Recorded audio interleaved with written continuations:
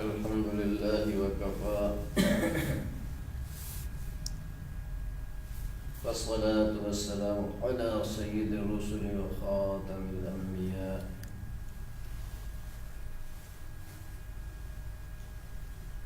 أما بعد فأعوذ بالله من الشيطان الرجيم بسم الله الرحمن الرحيم ويل للمطففين الذين إذا اكتالوا على الناس يستوفون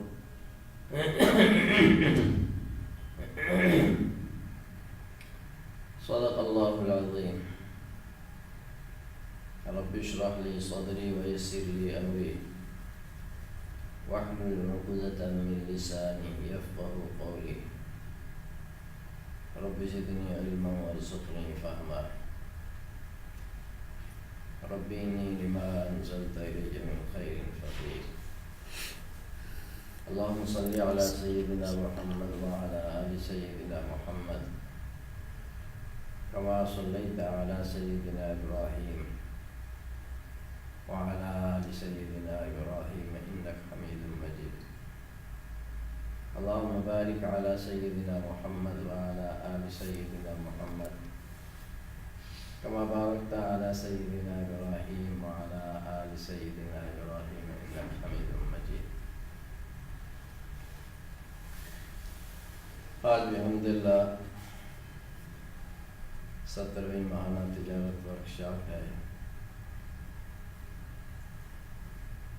آج کی فرصت میں خیال آیا کہ تجارت کی سنتیں ذکر کی جائیں. پہلے دروس میں تجارت کے مسائل،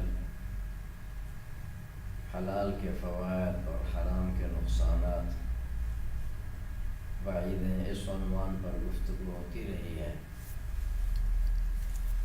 یہ نیا عنوان ہے تجارت کی سنتیں کیا ہیں.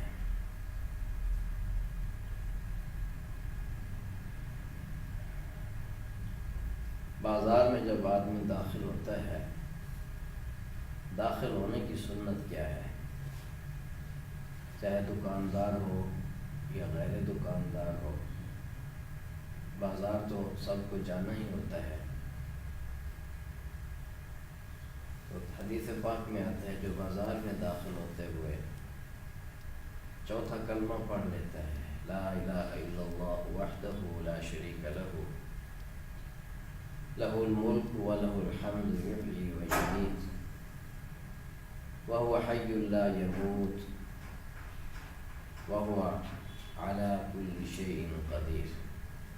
یہ چوتھا کلمہ تقریباً اکثر لوگوں کو یاد ہی ہوتا ہے، بچوں کو بھی یاد ہوتا ہے، نہیں تو یاد کر لیا جائے. لا الہ الا اللہ وحدہ لا شریک لہ لہ الملک ولہ الحمد یحیی ویمیت وهو حی لا يموت وهو على كل شيء قدیر.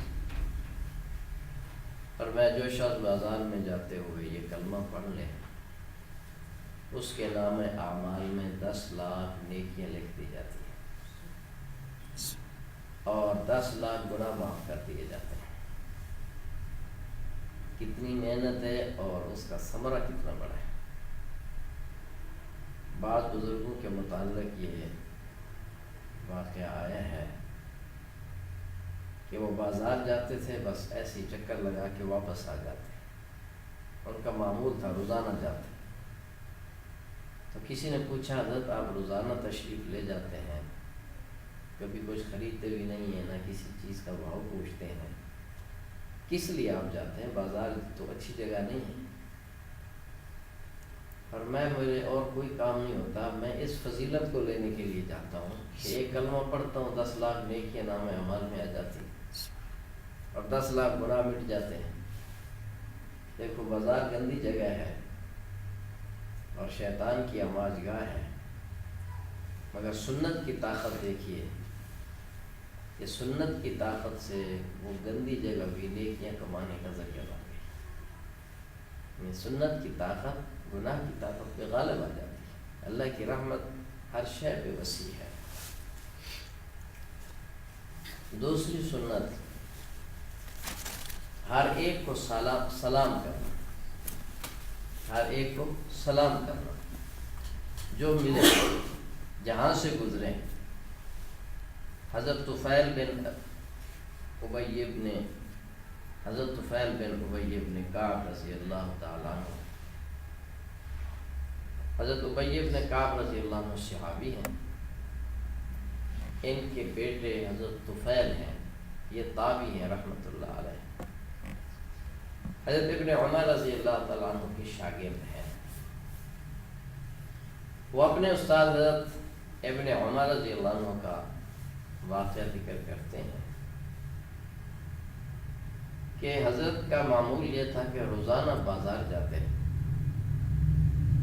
ہم بھی ساتھ ہوتے تھے، شاگرد ساتھ ہیں، استاد بازار تشریف لے گئے، جہاں سے گزرتے ہر کسی کو سلام کرتے، السلام علیکم، السلام علیکم، ریڑھی والا، پھیری والا، بیچنے والا، خریدنے والا، جو بھی، کیونکہ بازار رش ہوتا ہے، بے شمار لوگ ہوتے ہیں، باہر تو اکا دکا بھی ملے گا، بازار میں تو بھیڑ لگی ہوتی ہے، سے جاتے ہوئے بھی سلام کرتے، پھر واپس آ جاتے سلام کرتے ہوئے۔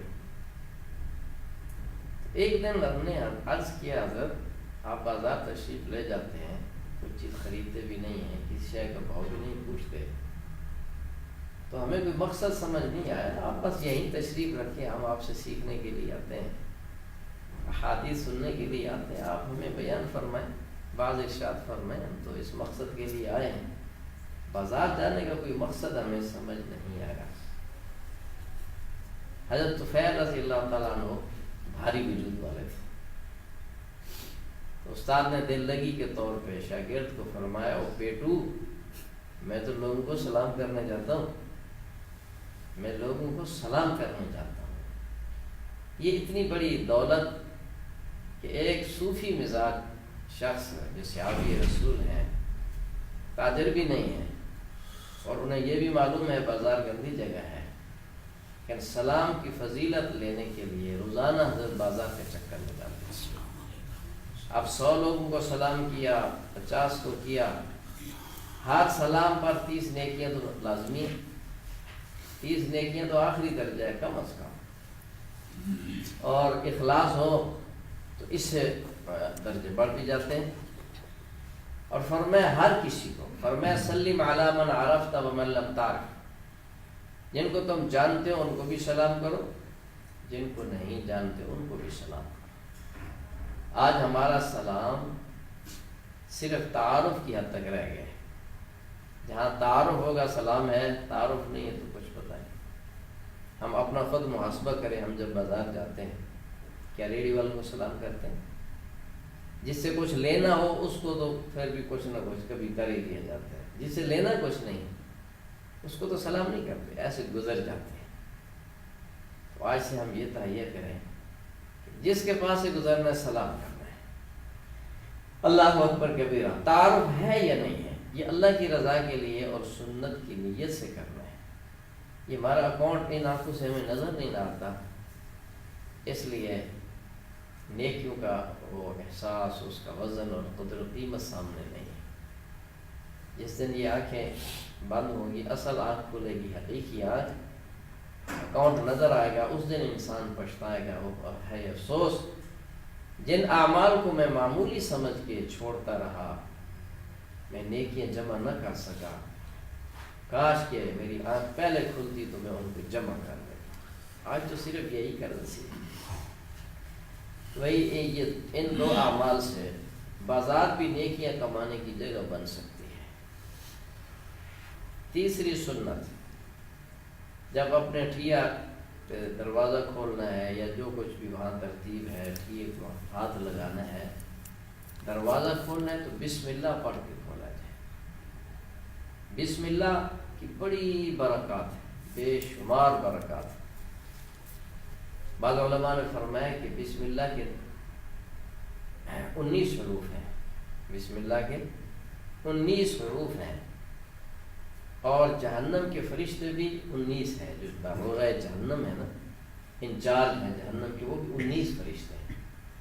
جو بسم اللہ کی کثرت کرتا ہے، اللہ پاک ان 19 دروغوں سے پناہ کی صورت پیدا فرما دیتا ہے، اسے پناہ مل جائے گی صلی اللہ علیہ وسلم۔ اور دوسری حدیث پاک میں ہے کہ کل امر ذی بال لم یبدا بسم اللہ فہو ابتر، کہ جو اچھا کام بسم اللہ کے بغیر شروع کیا جائے وہ بے برکت ہوتا ہے، دم بریدہ ہوتا ہے، وہ منحوس ہوتا ہے۔ ہم اپنا کام شروع کرتے ہوئے، دروازہ کھولتے ہوئے، چابی لگاتے ہوئے تالے کو بسم اللہ پڑھ لیں، شٹر اٹھاتے ہوئے بسم اللہ پڑھیں گے تو وہ بابرکت ہو جائے گا۔ اس لیے جتنے بھی مصنفین ہیں، کتابیں لکھتے ہیں، ہر کتاب کے شروع میں بسم اللہ لکھتے ہیں، الحمدللہ لکھتے ہیں، خطبہ، اور وہاں یہ بحث کی جاتی ہے کہ بسم اللہ سے کتاب کیوں شروع کی، تاکہ بے برکتی سے بچ جائیں۔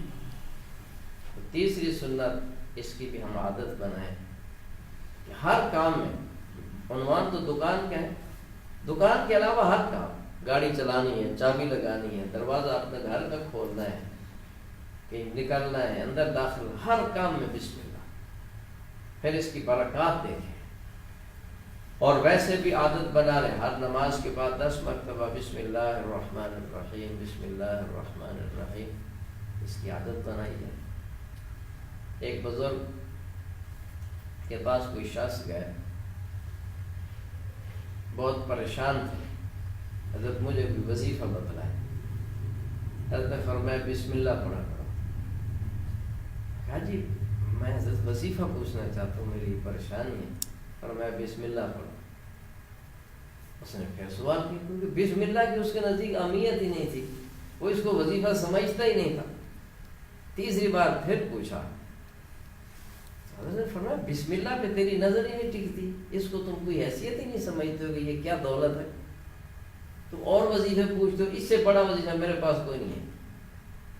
بسم اللہ اتنا طاقتور چیز ہے، اور یہ وہ عظیم آیت ہے جو پورے قرآن میں کثرت سے پڑھی جاتی ہے، اور 114 مرتبہ پڑھی جاتی ہے، 114 مرتبہ۔ جب بھی قرآن پاک کی تلاوت کریں گے 114، بلکہ ایک اضافی بھی ہے 15 115۔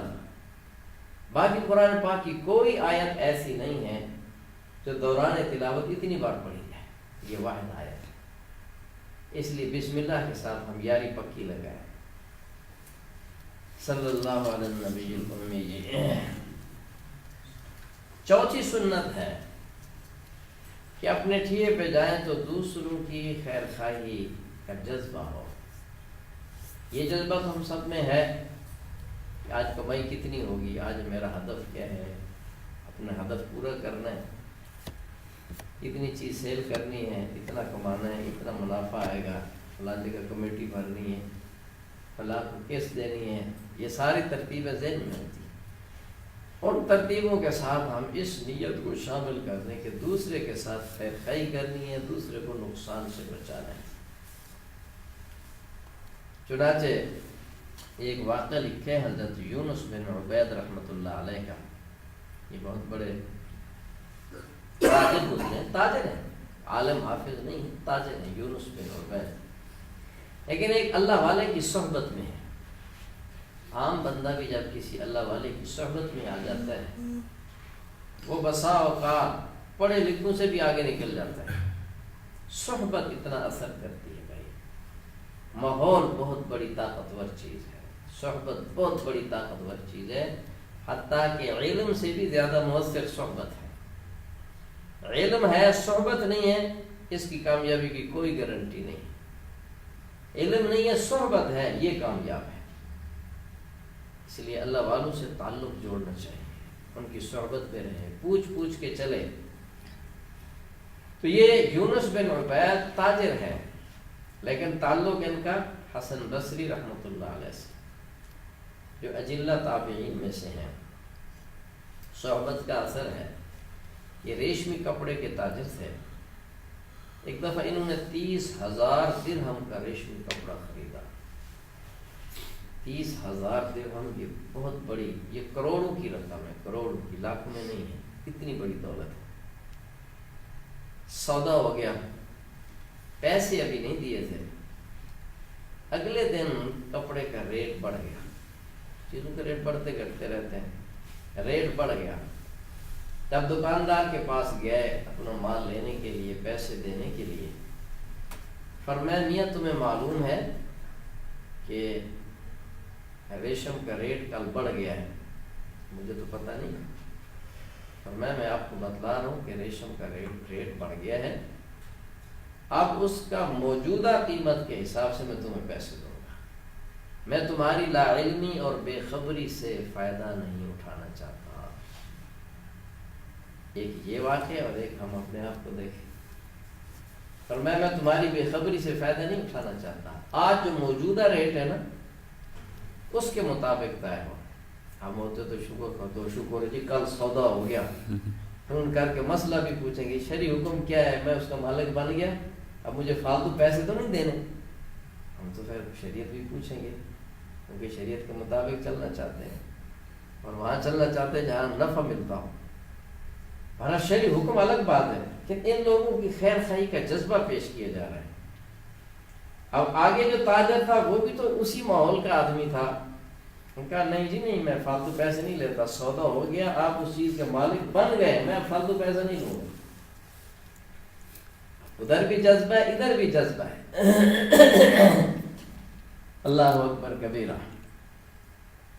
تو انہوں نے لینے سے انکار کر دیا. فرمایا اگر تم موجودہ ریٹ نہیں لگاتے ہو تو بس میں سودا کینسل کرتا ہوں، یہ لیتا ہی نہیں. شرعی حکم ایک ہے فتویٰ، فتوے کے تحت ان کے لیے جائز تھا کیونکہ یہ مالک بن چکے تھے، چیز ان کے ملک میں آ چکی تھی. پھر جب وہ خود کہہ رہا ہے کہ بس اسی ریٹ پر مجھے وعدے میں ہے، میں اسی ریٹ پہ دوں گا، کہنے کے بعد تو شک و شبہ بھی ختم ہو گیا. لیکن ہر ایک دوسرے کی خیر خواہی چاہتا ہے. یہ چاہ رہے ہیں کہ میں اس کو نفع پہنچاؤں، وہ چاہ رہے ہیں کہ میں ان کو نفع پہنچاؤں. دونوں طرف سے یہ جذبہ ہے. اسی طرح کا ایک واقعہ حضور انور صلی اللہ علیہ وسلم نے پہلی امتوں کا بیان فرمایا. حضرت ابو ہریرہ رضی اللہ تعالیٰ عنہ روایت فرماتے ہیں کہ ایک شخص نے دوسرے سے زمین خریدی، ملک میں آ گئی، پیسے ادا کر دیے. وہ کسی وجہ سے زمین کی کھدائی کی، کچھ چیز بنانا چاہتا ہوگا یا کنواں بنانا، جو بھی چیز کھدائی کی تو زمین سے سونے کا گھڑا نکلا. اب سونے کا گھڑا کتنی بڑی دولت ہے، کروڑوں میں جا پہنچتی ہے. تو یہ شخص وہ گھڑا نکلا تو جس نے زمین بیچی تھی اس کے پاس لے گیا، میاں اس زمین سے تو یہ سونے کا گھڑا نکلا ہے، میں نے تو زمین کے پیسے دیے ہیں، زمین خریدی ہے، یہ گھڑا میں نے نہیں خریدا، نہ میں نے اس کے پیسے دیے، لہذا یہ گھڑا تمہارا ہے، تم لے لو. اگلے کا جذبہ دیکھو، کہتا بابا میں نے پیسے لے لیے، اب زمین ہے، زمین میں جو کچھ ہے، مٹی ہے، سوا ہے، جو کچھ ہے وہ سب تیرا ہے، میرا اس سے کوئی تعلق نہیں.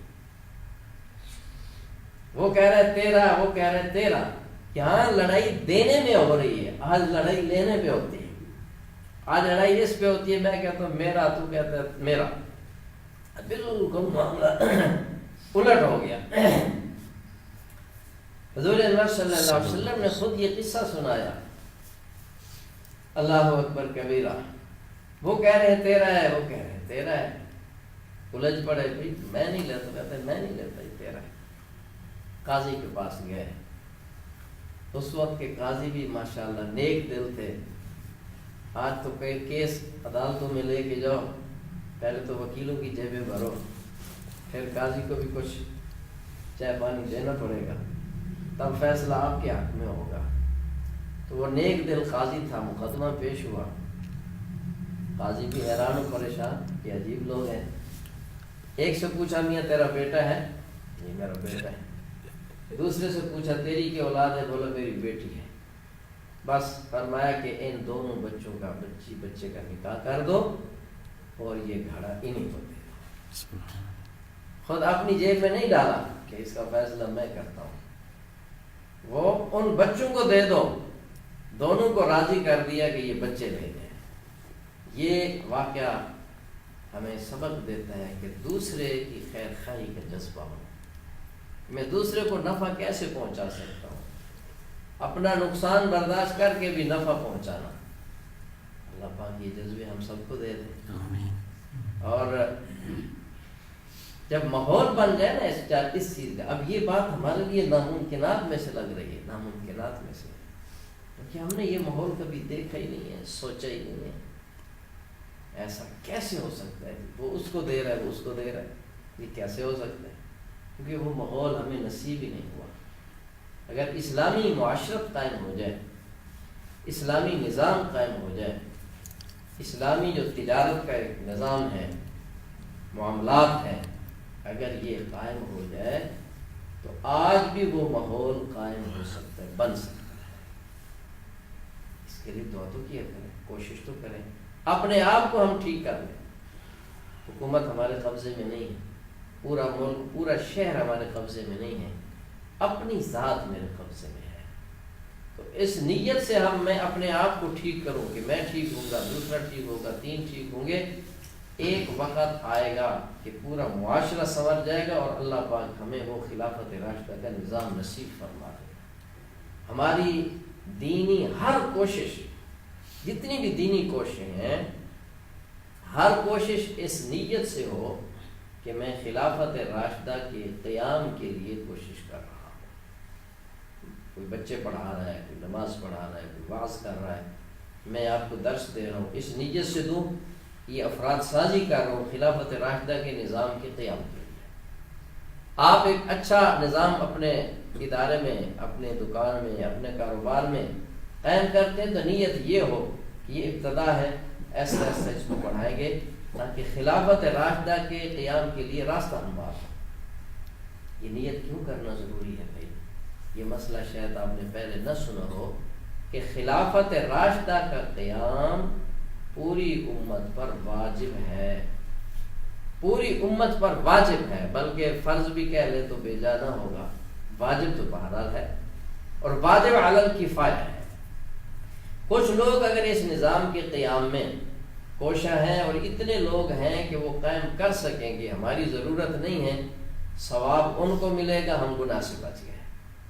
اگر وہ لوگ ناکافی ہیں، جیسے آج ہو رہا ہے، ناکافی، وہ محنت ابھی تک برابر نہیں بن رہی، اگر وہ لوگ ناکافی ہیں تو محنت کوشش کرنے والے گناہ سے بچ گئے اور باقی ساری امت گناہ گار ہوگی جس نے کسی بھی درجے اس عظیم مشن کے لیے کوشش نہیں کی. دعائیں بھی کریں، یہ بھی ایک کوشش کا حصہ ہے، اور جتنے بھی خیر کے کام ہیں اس میں یہ نیت ہو کہ میں خلافت راشدہ کے قیام میں کوشش کر رہا ہوں، معاون بن رہا ہوں. 5ویں سنت میں تجارت کی، مال کی واپسی کا راستہ کھلا رکھنا. خریدا ہوا مال جب چاہیں واپس کر سکتے ہیں. ابھی تک ہمارے چکوال میں کسی دکان پر یہ پلیٹ نظر نہیں آئی، یہ ہونی چاہیے. بعض جگہوں پر ہم نے یہ دیکھی، انہوں نے تختی لگائی ہوئی، خریدا ہوا مال جب چاہیں واپس کر. چیز رسید دکھا دو، باقی یہاں سے خریدا ہے، مال میں گڑبڑ نہ ہو، استعمال نہ کیا ہو، چیک کر لو، جب چاہے واپس کر لیں. اس کو شریعت میں کہتے ہیں اقالہ. یہ مسنون ہے، اور اقالے کی فضیلت یہ ہے، اور میں جو کسی پشیمان مسلمان بھائی کا اقالہ کر لے، اس کی چیز واپس کر لے، اللہ رب العزت قیامت کے دن اس کے گناہوں کا اقالہ فرما دے، اس کی گناہ معاف فرما دے. یہ جذبہ ہونا چاہیے. اب تو یہ پلیٹیں لگتی ہیں کہ خریدا ہوا مال تبدیل یا واپس نہیں ہوگا، اب تو یہ پلیٹیں لگ رہی ہیں. معاملہ بالکل الٹ ہو گیا، الٹ. تو ہونا یہ چاہیے کہ خریدا ہوا مال جب چاہیں واپس کر دیں. لاہور میں ایک دکان پر ہم نے یہ پلیٹ دیکھی، ایک مکتبے پہ، اور اس کے مطابق وہ عمل بھی کر رہے ہیں. وہ بھی ایک اللہ والے سے تعلق ہے ان کا. ان کی صحبت کا دیکھا کہ انہوں نے باقاعدہ لکھ کے لگایا ہوا ہے، اور لوگ چیزیں لے آتے ہیں بغیر کسی اعتراض کے. وہ یوں کیوں کر دیے، یہ کیا اتنے عرصے بعد آئے ہو، اب اس کا وہ سیزن ہی ختم ہو گیا. نہ، ٹھیک ہے بھائی، بل دکھایا، چیز دیکھی، چیک کیے، ٹھیک ہے بھائی، پیسے چاہیے یا اس کے بدلے اور چیز چاہیے؟ میرے سامنے یہ ہوئے واقعہ۔ اللہ اکبر کبیرہ۔ تو یہ بڑی اہم ترین سنت ہے۔ یہ ہمارے لیے مشکل اس لیے ہے، ہماری سوچ یہ ہوتی ہے کہ میرا رزق یہاں سے ملنا ہے، اگر یہ یہاں میں چیز واپس کر لوں، یہاں سے مجھے رزق نہ ملا تو پھر تو موقع گزر گیا۔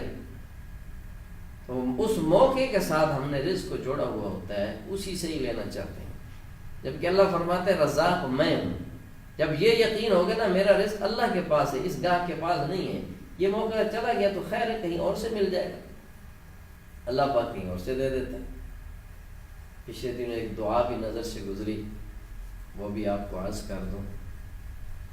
اللہم فارج الہم وکاشف الغم فرج ہمی ویسر امری وارحم ضعفی وقلت حیلتی وارزقنی من حیث لا احتسب یا رب العالمین۔ اللہم فارج الہم، اے اللہ پریشانیوں کو کھولنے والے، دور کرنے والے، کاشف الغم، غموں سے نجات دینے والے، فرج ہمی، میرے ہم اور غم کو دور فرما دے، ویسر امری، اور میرا کام آسان فرما دے، وارحم ضعفی، اللہ میری کمزوری پہ رحم فرما، وقلت حیلتی، اور میری کم تدبیری پر بھی رحم فرما، میرے پاس تدبیر نہیں ہے، فن نہیں ہے، چلاکی نہیں ہے، اللہ بس تو رحم فرما۔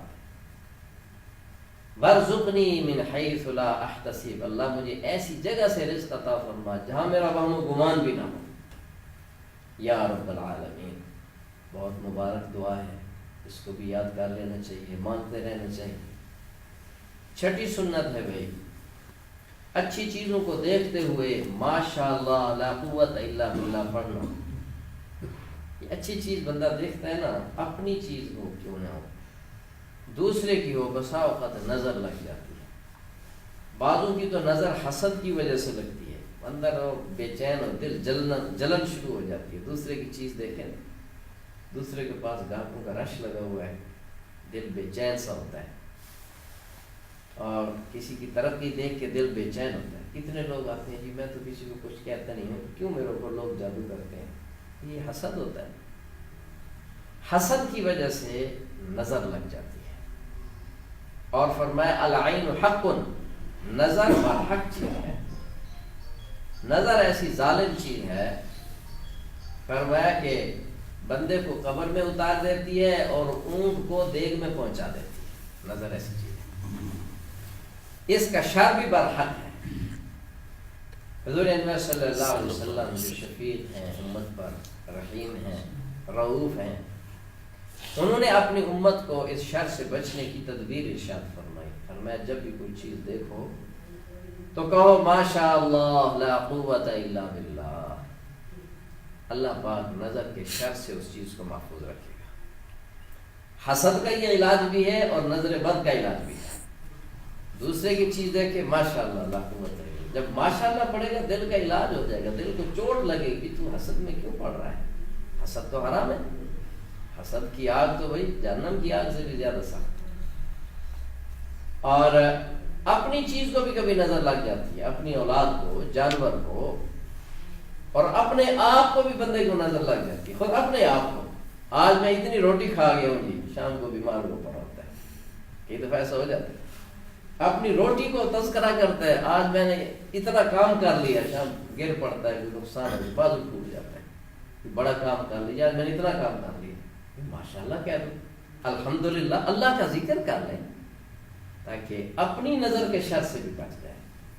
تو بندے کو اپنی نظر خود کو بھی لگ جاتی ہے، اپنی چیزوں کو بھی لگ جاتی ہے، دوسرے کی شے کو بھی لگ جاتی ہے، اس لیے اس کی عادت بنائی جائے، ماشاءاللہ لا قوت الا باللہ۔ اپنے بچوں کو دیکھیں، چیز کو دیکھیں، کوئی خوبصورت چیز آ گئی ہے اس کو دیکھیں، ماشاءاللہ، زیادہ مال آ گیا، مال آپ نے منگوایا، گاڑی آ گئی، ماشاءاللہ، اس کو دیکھیں ماشاءاللہ، بڑی اتنا مال اللہ نے مجھے توفیق دی، اتنا مال، گاڑی پوری آ گئی ہے، تو اتنا میرا کاروبار ہے تو مال منگوایا، ماشاءاللہ لا قوت الا باللہ۔ شام کو آپ نے حساب کیا، دیکھا بکری ٹھیک ہوگی، ماشاءاللہ، الحمدللہ، اللہ کا ذکر، شکر۔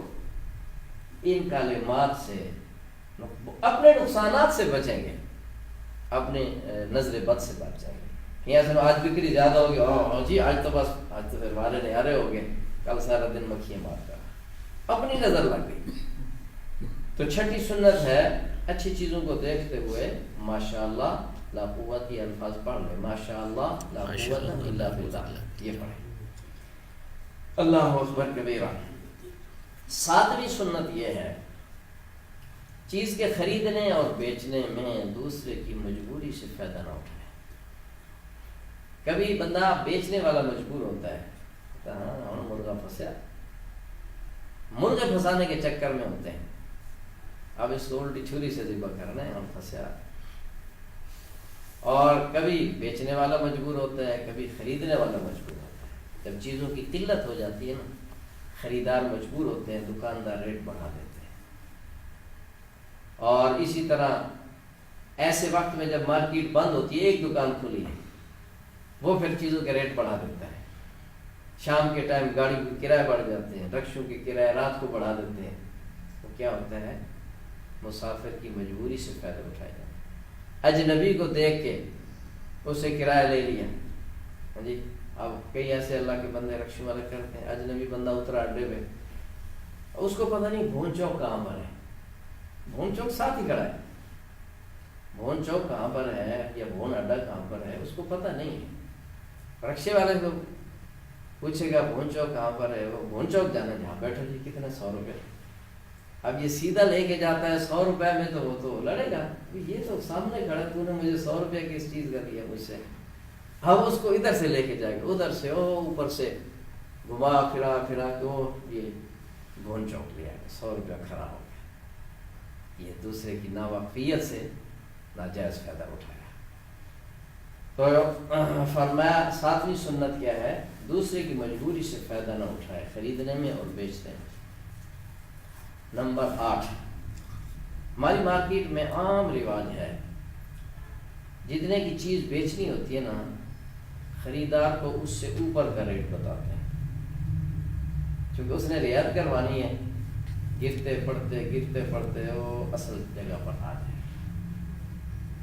اور جو لینے والا ہوتا ہے نا اس کو پتہ ہے یہ چیز اتنے کی ہے، وہ نیچے بتلائے گا، پھر مارتے چلاتے وہ یہاں تک آ کے پھر اسی جگہ پہ سودا ہونا ہے۔ اس سے بھی منع فرمایا، یہ خلاف سنت، اگرچہ یہ بیع بھی جائز ہے، یہ بیع منع نہیں ہے، چیز جائز ہے، رزق بھی حلال ہے، حرام نہیں ہے، لیکن حدیث پاک میں اس سے منع آیا ہے، مستحسن نہیں ہے، اچھا طریقہ کار نہیں ہے۔ چنانچہ ایک روایت ہے، ایک صحابی ہیں حضرت قیلہ رضی اللہ تعالی عنہ، یہ تاجرہ تھی، بہت بڑی تاجرہ تھی، عورتوں نے بھی تجارت کی ہے، شرعاً کوئی منع نہیں، شرعی حدود کا لحاظ رکھتے ہوئے عورت تجارت کر سکتی ہے، کوئی منع نہیں۔ حضرت قیلہ رضی اللہ عنہ تاجرہ تھی، یہ فرماتی ہیں کہ میری حضور انور صلی اللہ علیہ وسلم سے ملاقات ہوئی مروہ کے مقام پہ، میں نے عرض کیا یا رسول اللہ صلی اللہ علیہ وسلم، میں ایک تاجرہ ہوں، کثرت سے مال خریدتی ہوں اور بیچتی ہوں، جب مجھے کوئی چیز خریدنی ہوتی ہے جتنا میرے ذہن کے مطابق اس کی قیمت ہوتی ہے میں اس سے کم بتاتی ہوں، پھر بڑھاتے اسی مقام پر پہنچ جاتی ہوں جتنی مجھے دینی ہوتی ہے، اگلا بندہ خوشی سے دے دیتا ہے کہ چلو جی ریٹ تو اتنا لگا تھا، چلو کچھ زیادہ پیسے مل گئے، اور جب مجھے چیز بیچنی ہوتی ہے تو جتنے کی وہ چیز مجھے بیچنی ہے میں اس سے زیادہ ریٹ لگاتی ہوں، بتاتی ہوں، پھر اس کو رعایت کرتے اسی جگہ پر دے دیتی ہوں، وہ خوش ہو جاتا ہے کہ چلو مجھے رعایتاً مل گئی، رعایت ہو گئی، اتنے بدلائے تھے اتنے کی مل گئی، چلو رعایت ہو گئی، کیا میں ایسا کر لیا کروں؟ حضور صلی اللہ علیہ وسلم نے فرمایا ایسا نہ کرو، جتنے کی تم نے چیز بیچنی ہے اتنے ہی بتلاؤ، چاہے وہ چیز بکے یا نہ بکے، اور جتنے کی خریدنی ہے اتنے ہی بتلاؤ، چاہے وہ چیز ملے یا نہ ملے۔ تو سنت عمل یہ ہے، وقتی طور پہ اس کا نقصان نظر آئے گا، نہیں رعایت کریں، اور یار عجیب آدمی بات ہے، اور منہ منگی تو موت بھی نہیں ملتی، آگے یہ فکرے بھی ملتے ہیں، اور یار منہ منگی تو موت بھی نہیں ملتی، تمہارا منہ منگی قیمت کی سے، تو واحد دام وقتی طور پہ اس کا نقصان ہوگا، لیکن جب مارکیٹ میں یہ بات پھیل جاتی ہے کہ بھی یہاں پر رعایت والی بات نہیں ہے، پھر گاہک مطمئن ہو کے آتا ہے، پھر وہ بکری بڑھتی ہے، وہ مطمئن ہو کے آتا ہے۔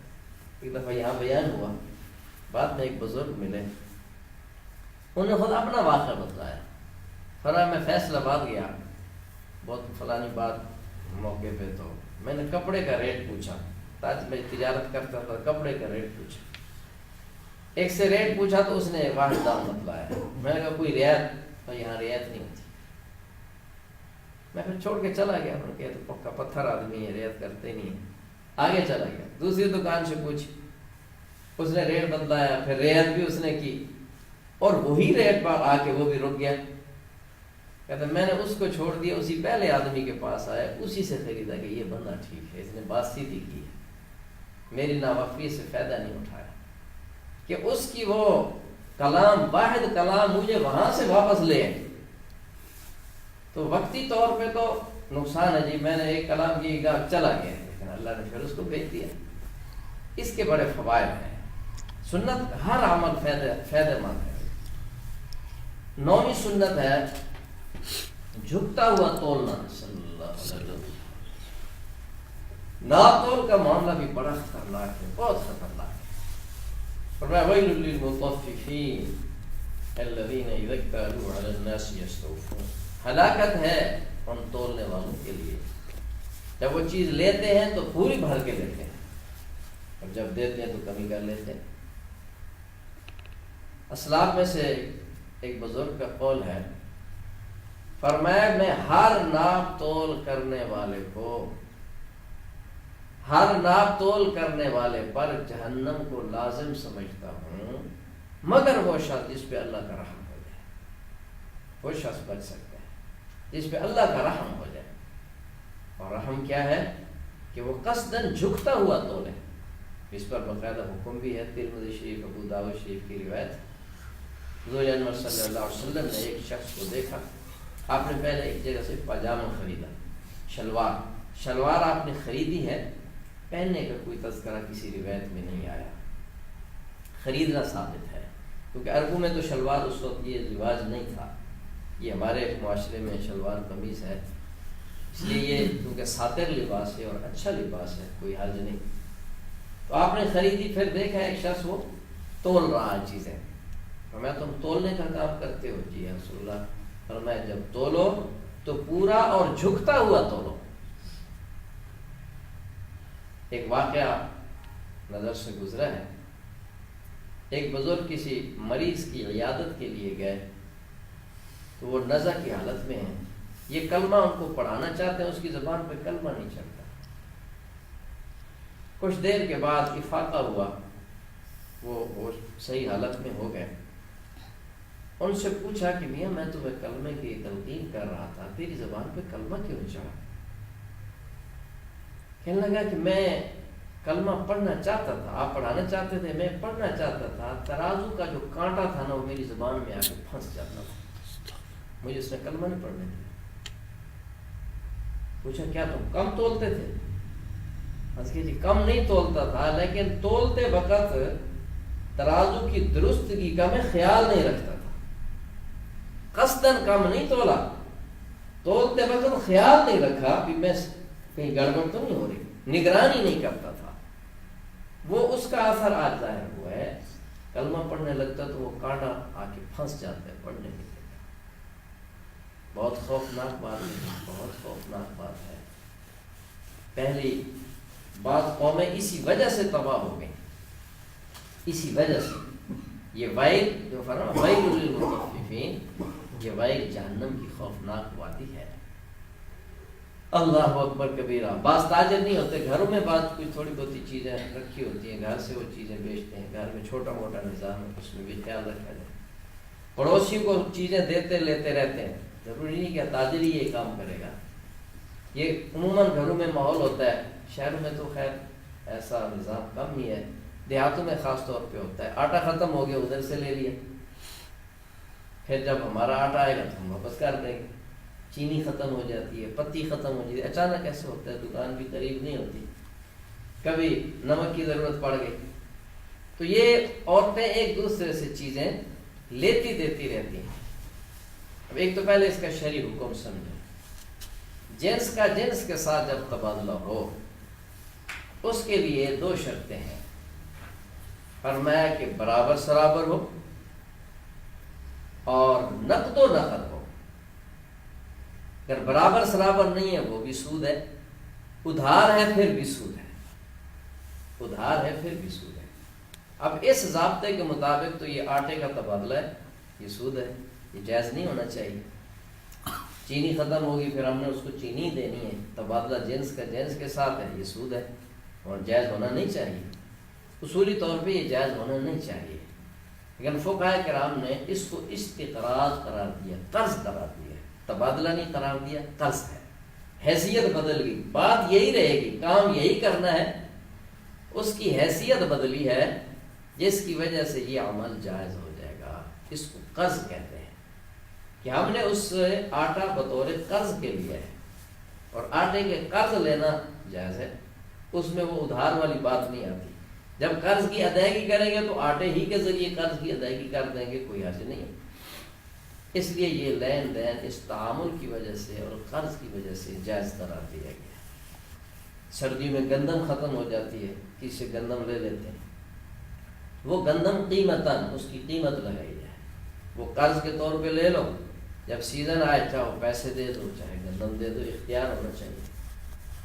صلی اللہ علیہ نبی الامی۔ اب جو بات یہ تول والی ہے کہ ادھر سے جو ہم نے چیز لی ہے اب اس سے تھوڑی سی کم ہوگی تو وہی ویل للمطففین کی وعید آئے گی، اس سے کچھ زیادہ دے دے، فالتو دے دے، کم نہ ہو جائے تاکہ بندہ اس وعید سے نکل جائے۔ 10ویں سنت یہ ہے بھائی کہ بازار میں سب سے پہلے داخل ہونے اور سب سے آخر میں نکلنے والا نہ بنے بندہ، سب سے پہلے داخل ہونے والا اور سب سے آخر میں نکلنے والا نہ بنے۔ حضرت ابو امامہ رضی اللہ تعالیٰ عنہ روایت فرماتے ہیں، حضور انور صلی اللہ علیہ وسلم نے ارشاد فرمایا، شیطان صبح صبح اپنا جھنڈا لیتا ہے اور انتظار کرتا ہے، جو شخص بازار میں پہلے داخل ہوتے ہیں نا اس کے ساتھ بازار میں جاتا ہے اور سارا دن جھنڈا گاڑ کے بازار میں بیٹھتا ہے، اس کی حکومت ہوتی ہے، لوگوں کو برباد کرتا ہے، کسی کو بد نگاہی کے ذریعے، کسی کو جھوٹ کے ذریعے، ملاوٹ کے ذریعے، ناپ تول میں کمی کے ذریعے، سارا اس کا کاروبار سارا دن عروج پہ رہتا ہے۔ فرمایا جو آخری بندہ بازار سے نکلتا ہے پھر اس کے ساتھ مل کر وہ باہر آتا ہے، ایک بندہ بھی جب تک بازار میں ہے وہ بازار میں بیٹھا ہے۔ اس لیے فرمایا سب سے پہلے داخل ہونے والے نہ بنو، سب سے آخر میں نکلنے والے نہ بنو۔ نمبر 11ویں سنت ہے بائع نامے کا اہتمام کرنا۔ یہ اس کا تو خیر ہماری مارکیٹ میں رواج ہے بھی صحیح، جس کو کیش میمو کہتے ہیں، بک ہوتی ہے، اس پہ باقاعدہ بل بنتے ہیں۔ یہ نظام تو چل رہا ہے لیکن یہی کام سنت کی نیت سے کریں گے تو ثواب بھی بنے گا۔ ابھی تو ہم اس کو بطور ضرورت کے کرتے ہیں نا، کیش کو چپواتے ہیں، بکیں بنتی ہیں، پھر اس پہ بل بھی چلتے رہتے ہیں، تو اس کو ہم ایک اپنی ضرورت سمجھ کے، کاروبار کا حصہ سمجھ کے کرتے ہیں۔ اس میں جب سنت کی نیت ہوگی تو اس پر اجر و ثواب ملے گا، اس میں پھر برکتیں آئیں گی۔ خصوصاً ادھار کے جو معاملے ہیں خاص طور پہ اس کو لکھنا چاہیے۔ قرآن پاک کی سب سے طویل آیت پتہ ہے کون ہے؟ سب سے طویل آیت آیت مداینہ ہے۔ یہ سورۃ بقرہ کے آخر میں ہے اور تیسرا پارہ ہے۔ یا ایھا الذین آمنوا اذا تداینتم بدین الی اجل مسمى۔ اندازہ لگائیے کہ شریعت نے معاملات کو، تجارت کو کتنا اہمیت دی ہے کہ قرآن پاک کی سب سے طویل آیت آیت مداینہ اسی مسئلے پر اللہ پاک نے نازل فرمائی ہے کہ جب تم لین دین کرو فاکتبوا، پھر اس کو لکھ لیا کرو اور اس پہ گواہ بھی بنا لیا کرو۔ یہ سنت عمل ہے، تو پہلے یہ کام کر رہے ہیں اپنی ضرورت سمجھ کے، اب ہم نیت کر لیں کہ سنت کے تحت یہ کام کرنا ہے تو انشاءاللہ ثواب بڑھے گا۔ 12ویں سنت حضرت صہیب رضی اللہ تعالیٰ عنہ، یہ 12ویں سنت ہے شرکت میں برکت۔ شرکت میں برکت کیا ہے کہ کاروبار اکیلے بندے کا ہے، کوئی بندہ کہتا ہے یار میرا بھی مال اس میں شریک کر لو، ہم شریک ہو جائیں گے، پارٹنر بن جائیں گے، یا مزاربت کے طور پہ یا شرکت کے طور پہ دو بندے شریک ہو جاتے ہیں۔ اور میں اگر دونوں امانت دار ہیں، جب دو بندے شریک ہیں، دونوں امانت دار ہیں، اللہ فرماتے ہیں ان میں تیسرا میں ہوتا ہوں، تیسرا میں ہوتا ہوں۔ جب ان میں سے کوئی شخص خیانت کرتا ہے تو پھر میں بیچ سے نکل جاتا ہوں، پھر تیسرا شیطان ہوتا ہے۔ امانت داری کے ساتھ جب شرکت ہوگی، اللہ فرما رہے تیسرا میں ہوں، جب اللہ پاک بیچ میں آ گئے تو کیا خیال ہے برکت کیوں نہیں ہوگی؟ ہماری سوچ یہ ہے کہ میری سیل اتنی کی ہوتی ہے، اب میری منتھلی میری یومیہ سیل فرض کرو 5000 ہے، اب اس کو بھی میں شریک کروں گا تو سیل تو اتنی ہونی ہے، تو وہ منافع تقسیم ہو جائے گا، ضرورت کوئی نہیں، میرے پاس اپنا پیسہ ہے بس، ضرورت کوئی نہیں۔ جو بندہ محتاج نہیں نہ ہوتا پیسے کا، وہ دوسرے کو اپنے کاروبار میں شریک نہیں کرتا۔ وہ بندہ پریشان ہے، وہ کاروبار کر نہیں سکتا، اس کو طریقہ تجربہ نہیں ہے، یا اس کے پاس مصروفیت ایسی ہے وہ نہیں ٹائم نکال سکتا، یہ وہ مجبور ہے، اس کے وسائل نہیں ہیں، وہ پیسہ لگانا چاہتا ہے، اس کو آپ پہ اعتماد ہے، تو یہ دیکھتا ہے کہ مجھے ضرورت نہیں ہے، میں کیوں شریک کروں، اس وجہ سے انکار کر دیتا ہے۔ ہاں اگر جس دن اس کو ضرورت پڑے گی نا، اس کے پاس سرمایہ کم ہو جائے گا، مال اٹھانا ہے، پیسے نہیں ہے، پھر یہ منت کر کے بھی لے آئے گا یار میرے ساتھ شامل ہو جاؤ، تو اپنی ضرورت کے ساتھ شریک کیا ہے نا، دوسرے کو نفع پہنچانے کی خاطر تو شریک نہیں کیا۔ تو یہ جذبہ ہو کہ چلو یار اس کے گھر کا چولہا بھی جل جائے تو کیا ہے، خیر ہے، اللہ دے گا، کیا پتا آج 5000 ہے، اس کی برکت سے یہ سیل 10,000 ہو جائے، کام بڑھ جائے، اللہ تو بڑھا سکتے ہیں۔ جب ہم جذبے کے ساتھ دوسرے بھائی کے ساتھ خیر خواہی کریں گے تو کیا خیر اللہ پاک معروف کر دیں گے؟ ایسا نہیں ہوگا۔ اللہ پہ یقین کامل، ممکن ہے وقتی طور پہ آزمائش آئے، ہو سکتا ہے وقتی طور پہ کچھ تھوڑی بہت ہی وہ گھٹنا ہو جائے، لیکن اللہ پہ توکل رکھے، اور بعض کی وجہ سے بعض کو رزق ملتا ہے، کمزوروں کی وجہ سے طاقتور کو رزق ملتا ہے۔ ایک صحابی تھے، حضور صلی اللہ علیہ وسلم کی مجلس میں رہتے تھے، کاروبار نہیں کرتے تھے، بس ہر وقت احادیث سنتے لکھتے رہتے تھے۔ ان کے جو بھائی تھے وہ کاروبار کرتے تھے، ان کو بھی وہی خرچہ دیتے تھے، وہ ان کو کہتے یہ تھوڑا جسمانی طور پہ بھی کچھ ایسا معاملہ تھا کہ وہ کام نہیں کر سکتے تھے، تو وہ ان کو کہتے بھی تم بھی کچھ کیا کرو، جی میں تو نہیں کر سکتا، میں تو بس وہی کام کر رہا ہوں لگا وہ۔ بھائیوں نے حضور صلی اللہ علیہ وسلم کو شکایت کی کہ ہم کام کرتے ہیں، یہ کام نہیں کرتا، سارا دن بیٹھا رہتا ہے، آپ اس کو فرمائیں یہ بھی کام کیا کرے۔ ارشاد فرمایا تمہیں کیا معلوم کہ تمہیں جو رزق مل رہا ہو وہ اسی کی برکت سے مل رہا ہو، ہم سمجھتے ہیں میرے اوپر بوجھ ہے، اللہ نہ کرے، اللہ آزمائش نہ کرے۔ بسا اوقات بعض گھروں میں بچے معذور ہوتے ہیں، بچیاں معذور ہوتی ہیں، یہ بہت بڑی آزمائش، اللہ بچائے، اللہ سے معافی مانگنی چاہیے، کسی کو تبصرہ نہیں کرنا چاہیے، وہ جی فلانا پکڑ جایا ہوا ہے، کہتے ہیں نا کوئی ایسا معاملہ ہے وہ اس اللہ کی پکڑ ہے جی اس لیے ایسا ہو گیا، تو کون سا جنید بغدادی بن گیا، اللہ کی پکڑ سے بچ جائے گا۔ اللہ سے معافی مانگنی چاہیے، اور حدیث پاک میں دعا ہی ہے،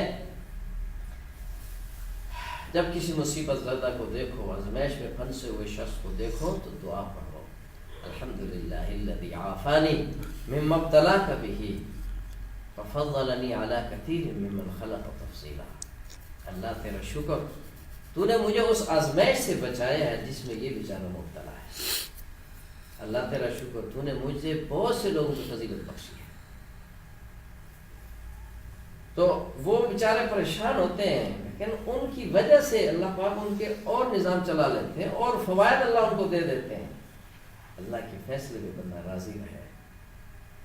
تو شرکت میں برکت ہے بھائی، کیا پتہ اس کی وجہ سے اللہ پاک ہمیں بھی برکت دے دیں، دوسرے کی خیر خواہی۔ روایت عرض کر رہا تھا، حضرت صہیب رضی اللہ عنہ روایت کرتے ہیں حضور انور صلی اللہ علیہ وسلم نے ارشاد فرمایا، فرمایا 3 چیزوں میں برکت ہے۔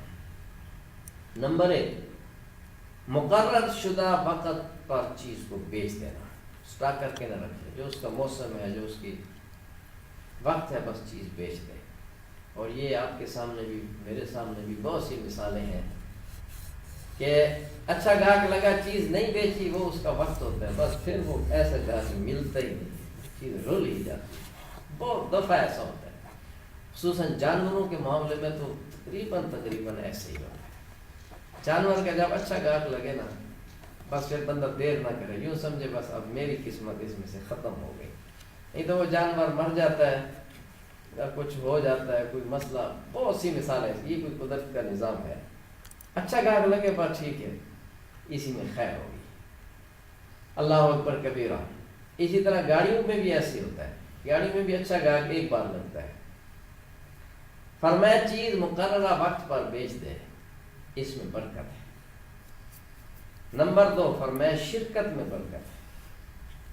نمبر 3، فرمایا جو کھانے کا گندم ہے اس میں جو ملا ہے، بیچنے کے لیے تو نہ ملا، ملاوٹ ہو جائے گی، اپنے کھانے کی جو گندم ہے اس میں جو ملا کر پسوایا کرے، فرمایا اس میں بھی برکت ہے۔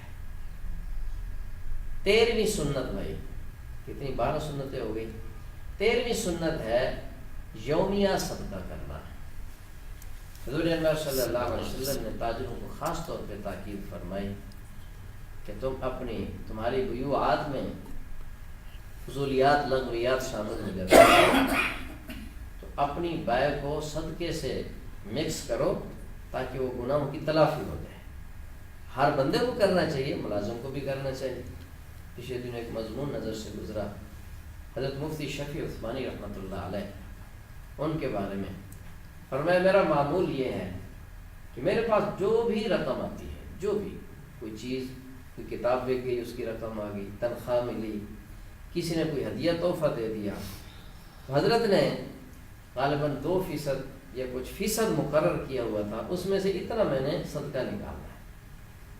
تو ہمیشہ حضرت کا معمول تھا کہ کوئی بھی رقم آئی ہے صدقے کی چھلنی سے چھن کر آئی ہے، 1000 روپیہ مل گیا ہے تو 2% کتنا بنے گا؟ 20 روپے، اتنے بنے گا نا، 20 روپے دے دے اللہ کو، کوئی مشکل نہیں، کر کے تو دیکھو برکت کتنا ملتی ہے۔ شام کو حساب کیا، آج اتنا ملے، 2% نہیں کر سکتا، 1% کر لے، 1000 پر 10 روپے ہی نکال دے، تو اس پیسے کو علیحدہ کرتا رہے، 10 نہیں کر سکتا، تھوڑا کم کر لے، جتنا کچھ نہ کچھ حصہ اپنی وسعت بساط کے مطابق نکالے۔ پیسہ کہیں سے بھی آیا اس کو صدقے کی چھلنی سے چھانے، یہ زکوٰۃ نہیں ہوگی، یہ ویسے نفلی صدقہ، اس سے ایک تو کاروبار میں برکت ہوگی، نمبر 2 حادثات سے محفوظ رہے گا، مصیبتیں، بیماریاں، تکالیف، ان کا یہ دفاع ہے۔ فرمایا صدقہ تدفع البلیات۔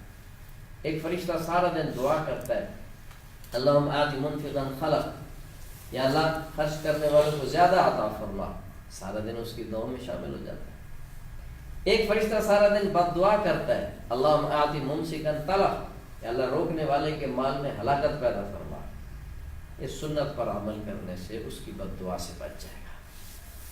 تو 13ویں سنت ہے یومیہ صدقہ، وہ پھر اکٹھا کرتا رہے، مہینے بعد جو رقم ہو جائے کسی مدرسے میں، یہ رقم مدرسے میں لگ جائے گی، مسجد میں لگ جائے گی، غریب کو لگ جائے گی، امیر کو لگ جائے گی، علماء کو ہدیے دو، اس پہ بھی لگ جائے گی، یہ ہر کسی کو لگ جائے گی، نفلی صدقہ ہے نا، اس کے لیے کوئی نصاب یا کوئی شرط نہیں ہے، یہ سید کو بھی لگ جاتی ہے یہ رقم، کیونکہ نفلی صدقہ ہے، جو واجبی صدقہ ہے وہ سید پہ نہیں لگتا۔ صلی اللہ علیہ نبی امی، مسجد میں بعض لوگ کہتے ہیں صدقہ مسجد میں نہیں لگتا، ہاں وہ واجبی صدقہ نہیں لگتا، نفلی صدقہ مسجد میں بھی لگ جاتا ہے، اور اس میں نیت اپنی اولاد، بیوی، بچوں، والدین کے سر صدقے کی نیت بھی کر لیں، وہ بھی حادثات سے بچے رہیں۔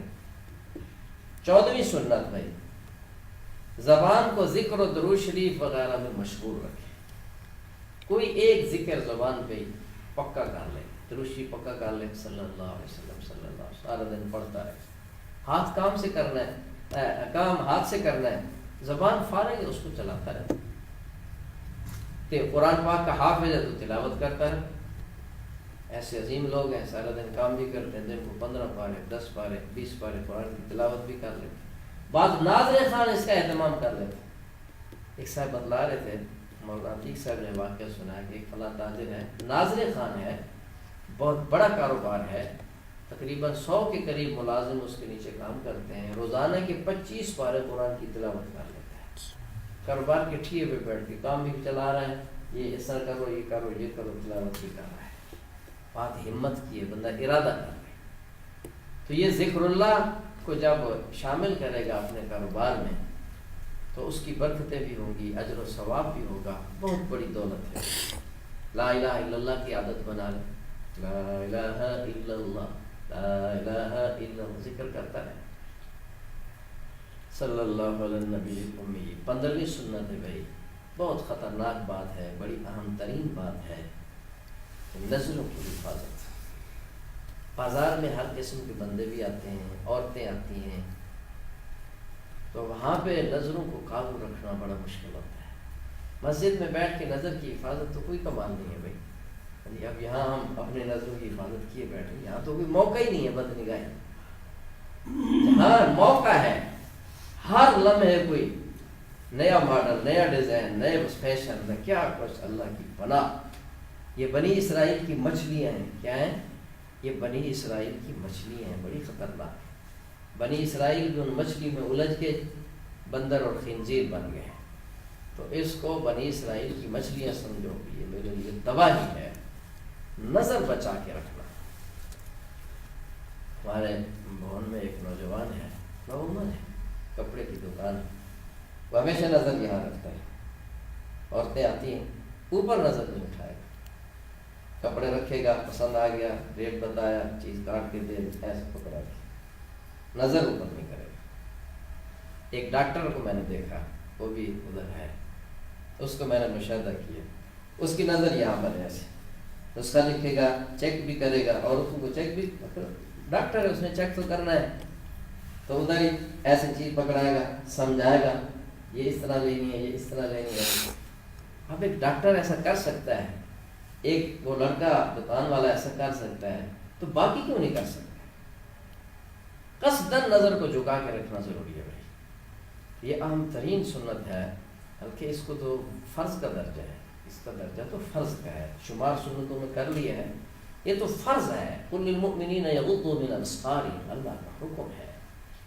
اور عورتوں سے فالتو بات قطعا نہ کریں، عورتوں کی عموماً کوشش ہوتی ہے کہ وہ دل لگی کی ایسی باتیں کر جاتی ہیں، ان کی آواز میں ہی کوئی ایسی دل لگی ہوتی ہے، خام خواہ کوئی ایسی فطری نظام ہے، ان کی آواز میں خود بخود دل لگی ہوتی ہے۔ عورت کو تھوڑی سی ڈھیلی بات کرو، بس وہ فری ہو جائے گی فوراً، اور فری آپ کو فری کرنے کی کوشش کرے گی۔ یہ تو بھائی کیچڑ ہے، کیچڑ، یہ کیچڑ ہے نا، یہاں آپ کے علاقہ تو یہ پتھریلا علاقہ ہے نا، یہاں کیچڑ کا اتنا مسئلہ نہیں ہے، یہ پہاڑی علاقے سے آگے چلے جاؤ نا، سرگودا اور یہ جو کچے علاقے ہیں، تو ابھی ہمارا علاقہ بہاولپور، ملتان، بارش پڑ جائے تو بس توبہ توبہ توبہ، اتنا خطرناک کیچڑ ہوتا ہے، ایسے پاؤں پھسلا تو بندہ گیا۔ تو یہ عورتیں کچی مٹی والا کیچڑ ہے بھائی، تھوڑے سے ڈھیلے ہو گئے بس سب کچھ گیا۔ اس لیے اس کیچڑ سے اپنے کو بچا کے رکھنا ہے، مضبوط اعصاب کو مضبوط رکھنا ہے۔ شادیاں کرو، دوسری کر لو، تیسری کر لو، گھر سے مطمئن ہو کے نکلو، گھر سے مطمئن ہو کے نکلیں گے تو پھر اپنے کو بچا سکتے ہیں۔ اللہ اکبر کبیرہ۔ 16ویں سنت ہے بھائی، جب آپ دکان سے اٹھیں گے، اب اختتام کرتے ہیں، مارکیٹ بند کرتے ہیں، ٹائم بھی آپ کا پورا ہو رہا ہے، جب دکان سے اٹھیں گے، کاروبار سے اٹھیں، چاہے بند کرنے کے لیے اٹھیں، نماز کے لیے اٹھیں، تقاضے کے لیے اٹھیں، جب بھی نشست سے اٹھنا ہے تو نشست برخاست کرنے کی دعا ہے۔ سبحان ربک رب العزت عما یصفون وسلام علی المرسلین والحمد للہ رب العالمین، ایک دعا یہ ہے۔ دوسری دعا سبحانک اللہم وبحمدک نشہد ان لا الہ الا انت نستغفرک ونتوب الیک، یہ دو دعائیں، اس کا اہتمام کیجیے۔ حدیث پاک میں آتا ہے کہ جو بندہ مجلس سے اٹھتے وقت یہ دعا پڑھ لیتا ہے تو یہ دعا اس مجلس کے لیے کفارہ بن جاتی ہے. اس مجلس میں کوئی کوتاہیاں ہوئی، گناہ ہوا، کوئی اونچ نیچ ہوا، اللہ پاک اس کی برکت سے سارا معاف فرما دیتے ہیں. اور اگر وہ مجلس خیر کی تھی، جیسے ابھی ہم خیر کی مجلس میں بیٹھے، یہاں سے بھی اٹھیں گے تو یہاں بھی یہ دعا پڑھنی ہے. اور میں اگر مجلس گناہ کی نہیں ہے، نیکی کی مجلس ہے، تو یہ دعا اس کے لیے نیکیوں میں اضافے کا ذریعہ بن جاتی ہے، ضائع نہیں جاتی. اور 17ویں سنت ہے بھائی، دکان بند کرتے وقت بسم اللہ پڑھیں. جیسے کھولتے وقت بسم اللہ پڑھی تھی، بند کرتے وقت بسم اللہ پڑھ کے اس کو بند کریں. اور یہ پڑھیں وَأُفَوِّضُ أَمْرِي إِلَى اللَّهِ عَلَى اللَّهِ تَوَكَّلْتُ حَسْبُنَا اللَّهُ وَنِعْمَ الْوَكِيلُ. کیا کہنا ہے؟ وَأُفَوِّضُ أَمْرِي إِلَى اللَّهِ عَلَى اللَّهِ تَوَكَّلْنَا حَسْبُنَا اللَّهُ وَنِعْمَ الْوَكِيلُ. اب اپنا کام اللہ کے حوالے کر کے جا رہے ہیں. پھر اس کے آیت الکرسی پڑھ کے دم بھی کر دیں. انشاءاللہ کسی گن مین کی ضرورت نہیں ہے، سیکورٹی گارڈ کی بھی ضرورت نہیں ہے.